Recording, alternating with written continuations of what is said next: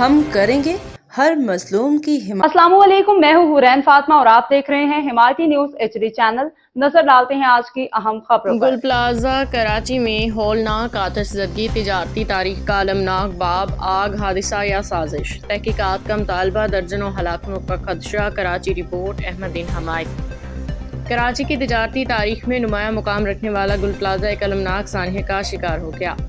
Crockery, کپڑوں، شو pieces اور دیگر اشیاء ضرورت کی ریٹیل اور ہول سیل مارکیٹ کے طور پر مشہور یہ پلازہ بیسمنٹ سمیت 3 منزلوں پر مشتمل تھا، جہاں 1200 سے زائد چھوٹی بڑی دکانیں قائم تھیں اور روزانہ ہزاروں شہریوں کی آمد و رفت کا معمول کا حصہ تھی۔ گزشتہ شب بھی گل پلازہ میں خریداری اپنے عروج پہ تھی کہ اچانک عمارت میں بھگدڑ مچ گئی۔ ابتدائی طور پر یہ خبریں پھیلی کہ ایک دکان میں آگ لگی ہے، تاہم دیکھتے ہی دیکھتے آگ نے پوری عمارت کو اپنی لپیٹ میں لے لیا۔ شعلے اس قدر تیزی سے پھیلے کہ ہر طرف خوف و ہراس کی فضا قائم ہو گئی۔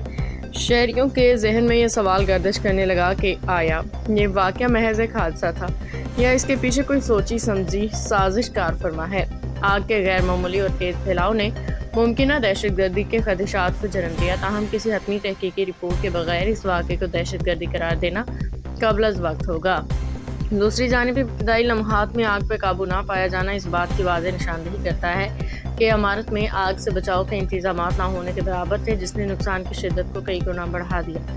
ذرائع کے مطابق اس ہولناک آتش زدگی میں بڑی تعداد میں ہلاکتوں کا خدشہ ظاہر کیا جا رہا ہے۔ آگ کی لپیٹ میں بچے، بوڑھے اور خواتین سبھی آ گئے، جبکہ بعض اطلاعات کے مطابق فیملیاں اس سانحے کا شکار ہو گئیں۔ افسوسناک طور پہ آگ بجھانے کے دوران فائر بریگیڈ کا عملہ بھی عمارت کے ملبے تلے دب گیا۔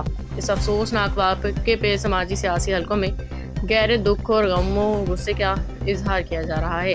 ملک یوسف سکھر والے نے گل پلازہ سانحے میں جاں بحق ہونے والے افراد کے لیے دعائے مغفرت کی اور حکومت وقت سے مطالبہ کیا کہ زخمیوں کے فوری اور مؤثر علاج کو یقینی بنایا جائے، متاثرہ خاندانوں کے زخموں پہ مرہم رکھا جائے اور ہونے والی مالی جانی نقصان کی مکمل بھرپائی کی جائے۔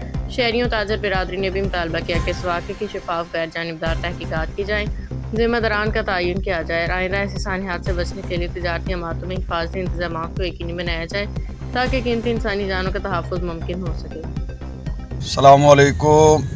میں جو نا گل پلازہ کا جو نقصان ہوا ہے، جو اس میں آگ لگی ہے، میں اس بات کا جو نا وہ مجھے انتہائی افسوس ہے، اور اللہ پاک ان سب کا جو نا وہ مددگار ہو، اللہ پاک ان سب کی مدد کرے۔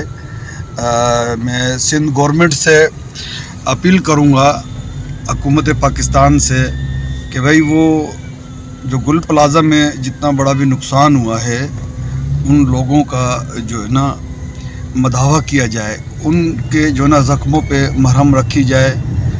گورنمنٹ آف سندھ سے جو نا اور گورنمنٹ پاکستان سے اپیل ہے کہ گل پلازہ میں جو نقصان ہوا ہے، جو جانی نقصان ہوا ہے یا مالی نقصان ہوا ہے، تو ان کے ساتھ جو نا تعاون کیا جائے۔ میری سندھ گورنمنٹ سے اور پاکستان گورنمنٹ سے یہ اپیل ہے۔